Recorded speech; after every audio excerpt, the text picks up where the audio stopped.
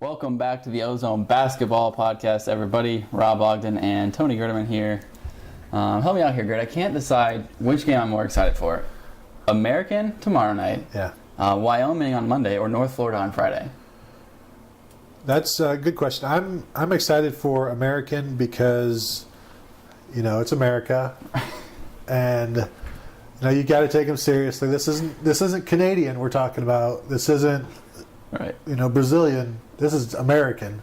Right. So, got to be ready. It could be tough. Yeah. I mean, Stars and Stripes, do not underestimate them. Yeah, those colors don't run. Right. But the Buckeyes are coming off a pretty thrilling 52-35 win at number 17 Marquette on Saturday. Ohio State held the cold shooting Eagles to 16 second half points. Pulled away, gets his third win of the season. It was actually the first home loss for Marquette since they lost to Vanderbilt on December 29, 2011. That was the longest active winning streak in college basketball. So it's a good win for the Buckeyes from that standpoint. Shannon Scott led Ohio State with 13 points. Had 5 steals, and he seemed to kind of energize them in the second half. I think he had 3 or 4 buckets during that run that kind of helped them pull away in the second half. And obviously the offense wasn't clicking on all cylinders, but it was good to see him with still perform on offense while still being pretty solid on defense. I thought it was interesting that in the past Aaron Craft has sort of deferred to Shannon Scott a little bit to run the point, but in this game, it was Aaron Craft with the 10 assists, and Shannon Scott was more of the scorer. Right. It seemed to suit him pretty well. Yeah, and I mean that's what they need. I mean that's one thing Motto has said over and over again coming this year. We need Shannon Scott to be more of a scorer because he hasn't been in the past, and if they don't get it from him, there's not many other places they're going to get it from. And he took more shots than anybody else, so he's taking it to heart. He really is. He talked last week about getting up all those shots in the gym, and how he is taking his shot a lot more seriously now than he ever has. So you just have to wonder if the 0 for 5 from 3 starts to play into his mind a little bit, or if once you're a good shooter, though, you don't really get too affected by a few misses here and there. Right. I think it's a good sign, but Sam Thompson adds 13 off the bench as well. He seems to be adjusting pretty well to his role as kind of the sixth man. We just said he's the leading scorer for the team with averaging 13 points a game. So, what else can you ask for from a guy who's coming off the bench? Right. No, he's filling that role really well. And he took the second most shots, and he grabbed 8 rebounds. Do you see this being? Mata said he's going to switch lineups here and there, but do you think this fits? Do you think it's working? I don't see how you can say it's not, because he's leading the team in points. He seems to be doing well coming off the bench. But if he wasn't coming off the bench, would he be scoring more? You know what I'm saying? Yeah, right. No, I don't know. I think you're talking about Shannon Scott with his energy. He provided that off the bench last year. Maybe now, Sam Thompson is doing a little bit of that this year as well. Because if you're putting Thompson in the starting lineup, who are you benching? Right. Just based on the positions, it makes it tough. Sam Thompson, you got to think is one of their 5 best players. Well, and the good thing with Sam is that he can play 2 or 3 and even 4 in a pinch if need be. But, right. He can move up and down a little bit, and he can definitely guard more people. Right. He brings a versatility to you that is nice to have off the bench. Yeah, Aaron Craft at 10. He's the only other Buckeye in double figures. Part of their offensive struggles can be attributed to little Quentin Ross, who had 0 points. Sat for much of the second half. I think, what do we say? The bench for the last 14 minutes of the game. Yep. He was 0 for 6 from the field. He played only 18 minutes. On one hand, it's a good sign because Ohio State went to a top 25 team on the road and won without a single point from LaQuentin Ross, who everybody thought would be their top scorer this season. On the other hand, if you're not getting anything from Ross, it doesn't bode well for the future. Yeah, we talked last week how even with Ross's shot, struggling with the shot, he was still doing little things here and there to stay on the court, and doesn't seem like that was the case in this one, because obviously not. Like you said, he sat for the last 14 minutes, and one of the things Mark Loving came in for him, and one of the things we've talked about with him is he does the little things. Maybe that's what Mata was looking for at that time. Right, and I don't think Mata would have benched him just because he was struggling from the field. Right. I think it was that Ross. He looked disinterested. Mm-hmm. Didn't you think? Yeah, no, I think his shots were and whatever, and like you said, it was disinterested is a good word because he wasn't dialed in. Yeah, offensively, defensively. So, like you said, Mark Loving is in there for the last 14 minutes of the game. will we see that more going forward, or is this just a little blip in the radar for Ross? I think it's an 11 a.m. game, local time on a Saturday. Oh, no, it was a 1 p.m. game. So it was like a noon game is kind of, I don't know. Sometimes people just don't like those. Some certain players don't, seem to care for those. But if you can't get up for a game at Marquette, things of that nature, a ranked opponent on the road, I would be surprised if this is the last we see of disinterested. LaQuinton Ross, and maybe that's why Mata tried sending that message saying it better be the last we see of it. And that's not a good sign. I mean, right. It's not going to be good for us going forward. because you can beat a team when they shoot 18% from the field without getting a point from arguably your best scorer. But when you get into Big Ten play or you go against a team that's shooting the ball well, you're not going to be able to score 52 points and win necessarily. It shouldn't be enough. It shouldn't be enough to win on the road and against a top 20 team. No, and at some point you're going to need 20 points from Ross, while you're still getting 12 and 13 from other players. Right, but the defense played well, like we said. You know what it reminded me of? It reminded me of when the Toon Squad could not score against the Monstars in Space Jam. Like in the first half, they could not score. All right, I don't like Space Jam. I hate Space Jam. I don't entertain Space Jam. I resent everything that Space Jam stands for, and I hate Space Jam. See, me and Gert had this argument because I love Space Jam because I was 6 when Space Jam came out, and I thought it was awesome. Gerd, on the other hand, resented that his friends liked Space Jam, and he still holds it against it. Yeah, here's my thing. I grew up a Bulls fan, so obviously I was a Jordan fan. I didn't like him doing the stupid cartoon movie. Come on, man. And I'm an old school Looney Tunes fan, so I didn't like them. I didn't like them doing a movie because I like the classics. I don't need new Looney Tunes. There's never been a reason for new Looney Tunes. I don't like the new ones out today. Gerd liked Looney Tunes before Bugs Bunny could talk. No, and I say classics, and I'm saying from 50s and 60s. He liked those silent movies. And I was like, before they were in color. No, they've always been in color. All right, everything we all grew up on is the same. From the 50s and 60s. I don't think there were any Looney Tunes in the 80s. They're all 30 years old, 30 years ago. So I didn't like the new stuff. I think it was a bit of a sellout. Yes. Oh, sellout. Sellout on I thought it was great. No, it was terrible. I mean, you don't like Michael Jordan coming and saving the Toon Squad? I don't know what happened, so no, I don't like it. You've never seen it? I've never seen it. I will never see it. How can you judge a movie you've never seen? Because it's stupid. Oh, it's awesome. And because you can't play basketball against cartoons. Michael Jordan did, man. Also, I'm particular about sports movies. Although what I really hate about sports movies is seeing actors who can't play the sport they're in. Like when you're watching Major League and you've got Tom Berenger trying to lay down the ball. Bugs Bunny is a great basketball player. I mean, what did he may have been drawn. I think he had a double-double in that game. He may have been drawn as a great basketball player, not a great basketball player. Anybody can be drawn as a great basketball player because it's fake. Dude, did you see him against the Monstars? No, I did not see it because I've never watched the movie, and I will never watch was in college when Looney Tunes came out. When I was in college, barely in college. When I was in, not Looney Tunes, when Space Jam came out. When I was in college, I rented it from the library and watched it because I thought it was awesome. So that's the difference there. That is very sad. When I grew up, our sports movies were Hoosiers. I've seen it. Hoosiers doesn't do it for me, honestly. What? Yeah, no, sorry. Maybe if Gene Hackman was a cartoon, maybe then. I mean, maybe if Bugs Bunny scored that winning shot and not whatever. What's that kid's name? What other sports movies do you hate? Like Rocky? I'm not a big Rudy fan, to be honest. I really don't like Rudy. Rudy's fable. I think it's overrated. Yeah, I agree. There's way too many Rockies, and they were before my time. So no, I don't like Rocky. You don't like Rocky? There's like 12 Rockies, and they bored me because they were all like before my time. And I don't even think I think I saw them like number 12 first, and then like number 4, and then number 7. So you got to see them in order. It didn't make any sense. You can't see the second 8 before you see the first 9. I'm all about sports movies. What's your favorite? I don't know. Gotta love Remember the Titans. I've never seen that. You've never seen Remember the Titans? Mm-mm. Everybody has seen that movie like 40 I was just thinking times. that last night. It was on like, no, I've never seen it. Okay, see that when I was in school, like that was like the default movie. Like if the teacher didn't want to teach, really? Pop in Remember the Titans. Like in high school. you know, ours was Footloose. Which is also sort of a sports movie if you consider dance. Never seen it. Remember the Titans? You've never seen Footloose? No, I haven't seen Footloose.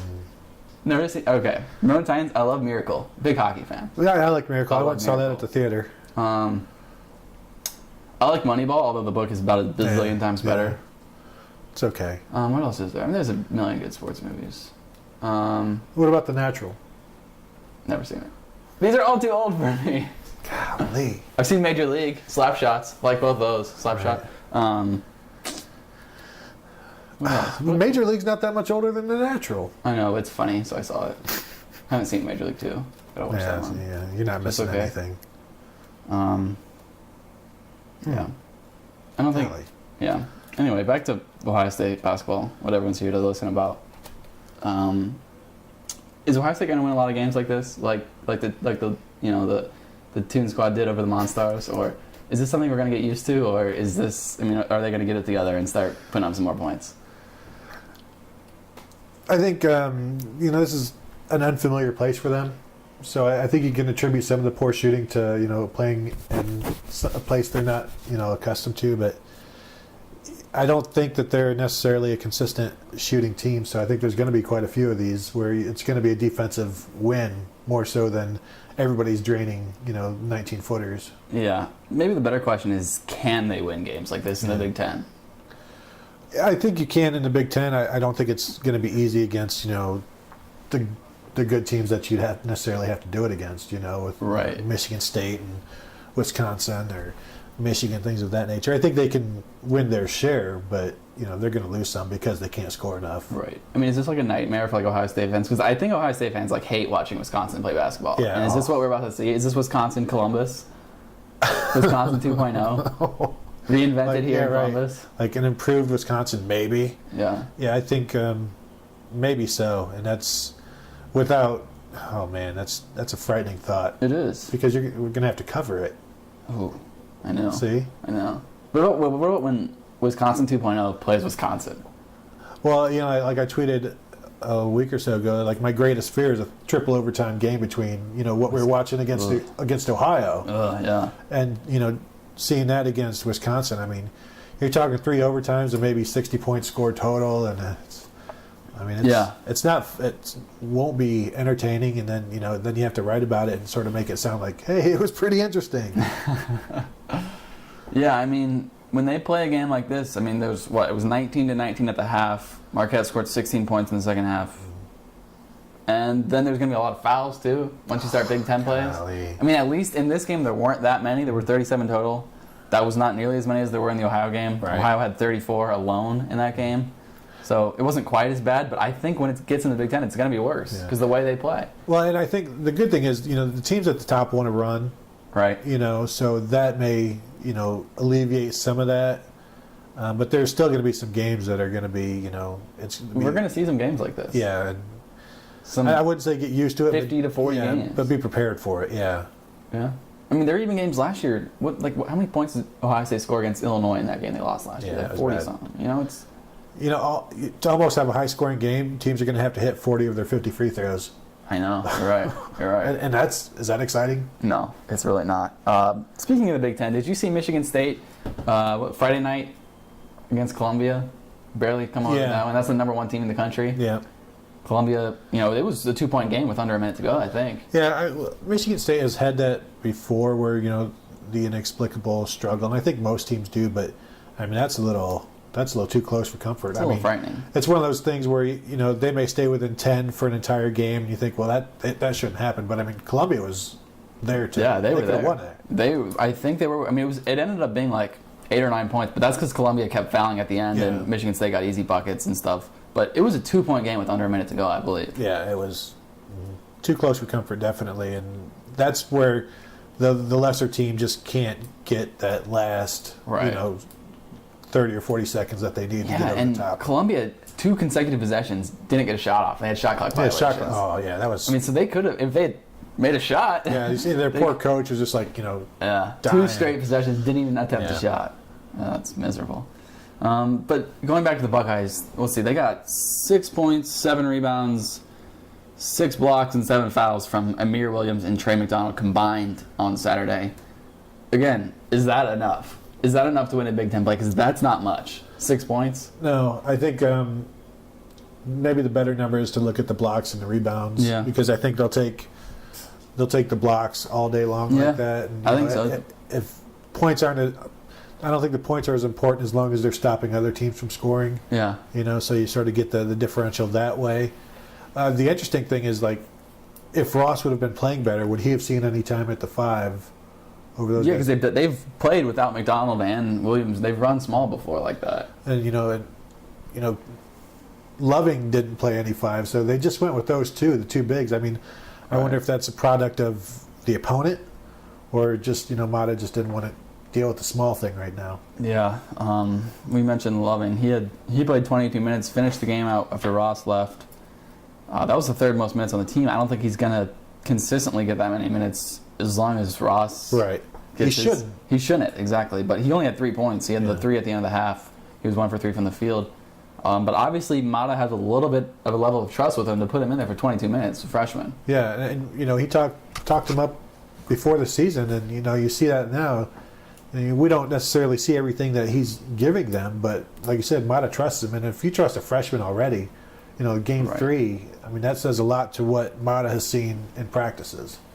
So Sam Thompson leads the team with 13 points a game. LeQuentin Ross is 5th. He has 8. Amir Williams is right behind him. He has 7.3. Who finishes the season with more points, LeQuentin Ross or Amir Williams? I'm going to go out on a limb and say that Ross will finish with more points. All right. That's what we were looking for. Yeah. Now, don't hold me to that. I guess the better question is it going to stay this close for a while? And if it does, I mean, if at the end of the season, if I had told you that Williams averaged 1 less point than Ross, my thought would have been, wow, Williams must have played out of his mind. Right. I mean, what would you have thought? Yeah, that's the only thought that you could have. I must have thought, wow, that's really good. That bodes well for the Buckeyes. If that were the case, I would think that, then that means Ross was at like 12 and Williams was at like 11 or something of that nature. Yeah. To be that close, which would be an outstanding season from Williams. Right. Because I don't think they expect to get double figures from him in anything other than minutes. So 0.7 points, is that the closest they get in average all season? Will they get any closer? I don't think so. I mean, because Ross is eventually going to break out a little bit, but he doesn't have to break out much to get to start putting distance between him and Williams. So that needs to be as close as they are the rest of the season. Yeah, Williams had 4 points and that was it. Did we do like any type of over under with him? When we did that a couple weeks back? I think we did. I don't recall though. Yeah. I know what it was. We said more whatever Ravenel had last year. Oh. We said over under, which was like what? It was like 6 points a game or something. I think, did we both go? Did I go over and you went under? I don't know. Somebody needs to go back and listen to that and let us know. That's Davidson. Yeah. I don't know. The archivist. Right. Maybe we both went over. If you're saying that right now, though, 6 points. I just put it at 6, hypothetically. I don't know what it was, but. Over 6, yeah. If 6 is the over under, I'll go over. Because. I think it has to be. Yeah. Because you're a starting center. Do more than that. Yeah. You're a junior. For real, man. I agree. If it's less than 6, I don't think that'll be good. Right, no. Because, you can't do that. If it's under 6, then don't play. I mean, don't play, but don't be the starter. Man. Just for real, go away. Get out of here. No, I mean, you have to get more than that. Yeah. But if it's 6 points and he's playing 20 minutes and splitting with Trey McDonald, who's getting 4 in 20 minutes, then that's a different thing. But if he's playing 30 minutes and giving you 5.8 points a game, that's not enough. Well, he didn't play a lot. No. On Saturday. What did he finish with? Where's my box score? He only had 19 minutes from the floor. Yeah, I mean, right now he's only playing 20 minutes a game. Yeah, McDonald had 21. So it's not like Williams was in foul trouble. I mean, 20 minutes scoring 7 points a game. If you project that over 30 minutes, you're talking a double-figure score now. So it's 7. I think 7 points over for 20 minutes is good, right? I mean, not good, but it's acceptable for it's acceptable if you can get a little bit from McDonald as well. Yeah. If you get the one dunk from McDonald and the 1 for 2 from the free throw line. Yeah. You know what I want to know about Sam Thompson's 13 points per game to lead the team? Yeah. What percentage of those are dunks? Well, 50% dunks. 50% dunks, 50% threes. But I like what he did against Marquette because he hit a couple pull-up jumpers. He hit a floater Yeah, he in the did. lane. He actually did. I mean, did he even dunk? I don't know. He might not have. Yeah. I think all of his points were dunks against Ohio. Yeah, no, he had 3 or 4 against Ohio, and he sort of contained himself in that way against Marquette, and he hit a 3, and so he was showing his jumper, and I like even the one on the baseline. It was just a catch and shoot coming around the screen. So Yeah. I mean, he's really comfortable out there. That's definitely a good sign. Re-looking at it right now, who is going to be the most reliable scorer for the Buckeyes at the end of the season? If they need a bucket at the end of the game, who's got the ball in his hands? Aaron Kraft. Has to be. Yeah, and then you either let him shoot it or find the guy who's been hot that day. I think it'd be better if it was Ross, but at this point, it doesn't seem like it's going to be. Right. I mean, I've been saying for a while, this team will be good if Aaron Kraft is their second best player. It'll be really good if Aaron Kraft is their second best player. yeah. I think Ross also has to figure out, because he still drives too deep at times. And picks up charges that just aren't necessary. And everybody does that. It's one of my things I hate about college basketball. Not that I hate the sport, but one of the things I hate about it is people who drive too far in, get the charge. Yeah. I also hate the swipe foul on breakaways. Yeah. But that's just me, I'm sure. So who leads the team in points at the end of the year? That's tough, right? It is. I mean, because I don't think it'll be Sam Thompson, because there are too many times where he'll just have four points, and just do what he does. Realistically, how many guys are in consideration? I think Ross still has to be in consideration for it. I think at this point, Scott is in consideration. I think 3 guys realistically. I think Kraft is in consideration. I don't know that Kraft is. You don't think he is? No, I don't think Kraft and Smith are. Huh. Because Kraft, this is what you're going to get. This is going to be Aaron Kraft's line, 11 points. I think you can write But that that's the down. thing. It's going to be consistent, though. Right, but it'll never be more than that, though. So I think somebody's going to finish with more than 11 points a game. So you think it's between I'd say Ross, Thompson, and Scott. And I don't feel great. I don't feel great about any of them, actually. No, I don't that's a either. tough one. I don't. If you had to put your money on it, which way are you going? I would probably go Ross, just because he is the most capable scorer. Right. But like Mata, I don't feel like I can trust him. I don't don't. either. I haven't seen enough from Shannon Scott, his shot and his ability to finish, to think that he could do that. And Sam Thompson just gets too quiet sometimes. He defers too much to other people. Right. So And Scott's quiet at times too. yeah, I mean, they all are. That's the problem. Yeah. Like even Lenzel. I mean, he's aggressive at times, but then he Yeah. disappears for long He's like stretches. bipolar. So maybe Della Valle. Yeah, we should mention Della Valle. He's the 9th man off the bench, the 9th guy in the rotation. They went 9 again. He had 9 minutes. We said over under 10. He had 9. I assume he's probably still over 10 for the season because he played. Yeah, he's at 13.7 for the season. Yeah. So, but I think that's probably going down. Yeah, but I only have to be over 10. Yeah, I think it's gonna be close. I think that's a good benchmark. Because I think getting 9 minutes in a game like that. I mean, that's pretty He's good obviously for a him. player. I mean, Right. he's not the bench warmer that. No, he right. was He's last not just a guy who's in there for garbage time. No. We should also mention the recruiting class that Mata brought in on last Wednesday. It was a four-man class, 2 5-star guys, consensus 5-star guys. D'Angelo Russell, a 6-foot guard out of Louisville. Let's see, Kieta Bates Diop. I'm sorry, what was that? Is it? You know how to pronounce that? I just want to hear how you do it. And then Kieta Bates Diop. I don't know. Sure. Something like that. Kieta. Sure. I don't know. If you say so. I don't remember how Mata said it. I think he just calls them KBD. KBD. Let's just call him KBD, KBD. for the sense of time. Yes. We don't have time For the purposes of time. Right. KBD, another 5-star guy. He was the first to commit to the class. 6'7", 185-pound guy. He averaged 18.4 points in high school last season. Let's see, who else was there? They got the Jason Tate out of Pick Central. 6'5". He's listed as a forward though. And he's a guy Mata said could defend all 5 positions. Yeah, he's interesting. He's working on his shot more because he's more of a athletic post player. But at 6'5", that's only going to take you so far in college. So, right. Maybe he's hoping to maybe mold him in, sort of a David Lighty type. But even when David Lighty was in high school, he was still a guard. Right. He could shoot and he could run. So, I think Mata really likes him.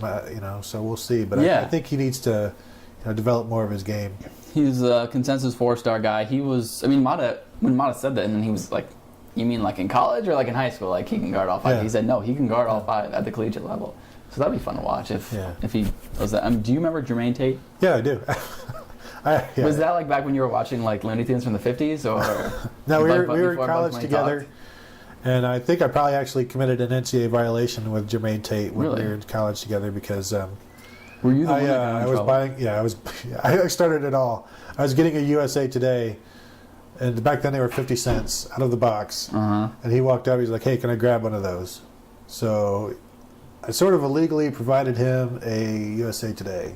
What do you mean? You gave him one? Yeah. Where? I let him get out of the. Back in the old days, Wait, we had you these were working? newspaper boxes. No, You we were just gotta like, start at the over. I'm dorm, lost. at my dorm. He walked up where it was on campus. Okay, so you bought a newspaper, Yeah. and he asked you for it. It's a newspaper And box. Starstruck Gerd gave it to him. It's a newspaper box. You open it up, and back in those days, you can grab as many as you want. But they're 50 cents. Right. So it's like the honor system? Yeah. So where are you supposed to put your 50 cents? Do you really not know about newspaper I boxes? really don't know about newspaper boxes or like a vending silent machine. Looney Tunes. It's the vending machine. You put your change in, you open it up. So after you put your change in, it lets you Yeah. open it. Yeah. Oh, okay. I see. So then you gave him one. Yeah. So you stole a newspaper for No, Jermaine Tate. actually, I don't believe I let him grab one. So you what watched happens- Jermaine Tate. I don't know if I watched. I may have been closing my eyes. You stood there while Jermaine Tate Yeah. stole a 50-cent newspaper, and you didn't do anything about it. Well, another time is when I provided a gun to another one of Randy Ayers' commits, and he started shooting up some cars. So But you were I just will doing take it- credit for that Oh, one. okay. You will take credit for that. I don't know what happened with that newspaper, but I do remember giving players guns. Okay. Well, So- Gerd, I mean, you could be held accountable for like destroying Ohio State basketball. Yep. And I also snitched on Randy Ayers with Damon Flint to Bob Huggins. That's probably before your time, but yeah, I did that one too. Way before my time. Was that when Bob Huggins was at Walsh? No, he was at Cincinnati, Right. Okay. The last guy in the class was David Bell, and he was hammered. a 6'10" center out of Garfield Heights. He's the final guy of the class. Consensus 3-star guy. He seems like, I don't know if you've looked into this much, but he's kind of like a work in progress guy. Hasn't played basketball too long, but he's 6'10" and athletic. I think right now, if you can get a guy like that who's willing to work, and I'm sure Amir Williams is working, but we just haven't seen the Do you think development. does he remind you of Amir Williams at all, just based on those things I just said? Right, but there's also the thing. Amir Williams, when he first got here, reminded me of Ken Johnson, who was here in the late '90s, who was Man, a I love Ken project. Johnson. Yeah, he was a project, and he as a sophomore and then as a junior, I mean, he became a really, really good player. And I think maybe if you sort of see that as Bell's possibility, then that's not so bad. Yeah. He's kind of maybe a little bonus. Like whatever you get from him will be. Right. If you get anything from him, it'll be just added on top. Yeah, sort of like with Othello Hunter when he came in with the Thad 5. He was a JUCO, but you didn't know what you're going to get from him. Exactly, He was a key player. And Mata said he might add a 5th guy to the class, possibly a center. Yeah. A true center, a tall center. I think if he does, I mean, they've struck out on so many of these top guys Yeah. that, what's it going to be, another project? And I don't think you can really necessarily need or can afford that right now. Yeah. They do not get the number 1 center in the country, Okafor. He goes to Duke. I don't think anybody was expecting he'd sign with the Buckeyes anyway. But so we'll see. There's the see if they get anybody before the next signing period. It's weird that he can't get a center right now, considering all of the centers he's put in the NBA since 2006 or 2007. Yeah, 4 of them. Yeah, I mean that's pretty good. And the one before that was Big Ten Player of the Year, Terrence Styles. Styles. He might have been the best of all of them in college. I mean, Ogden was pretty good. So was Styles. I mean, only one of them was Sullinger was also Big Ten Player of the Year, but That's true. you know, All 3 of them were. weren't they? was Odin too. Yeah, I think he might have been. Maybe. it's a long time ago. It was so long. It was ago. before newspaper boxes. It was after Looney Tunes, that's though. right. It was after Space Jam. All right. Is that all we have to say about this? Yeah, I mean we did talk about American, which I wanted to get to. Right. So Previewed that game pretty well. I'd yeah, say. I think we nailed that one. Yeah. So that's tomorrow night. Let's see. We'll be back next week to talk some more. Let's see. By that time, they'll have played Wyoming as well. So I mean, Awesome. We'll have a lot to recap from that game, I'm sure. And I will have a list of sports movies that Right. are terrible and are awesome. And this time next week, Gerd will have watched Space Jam. No. All right. See ya. No.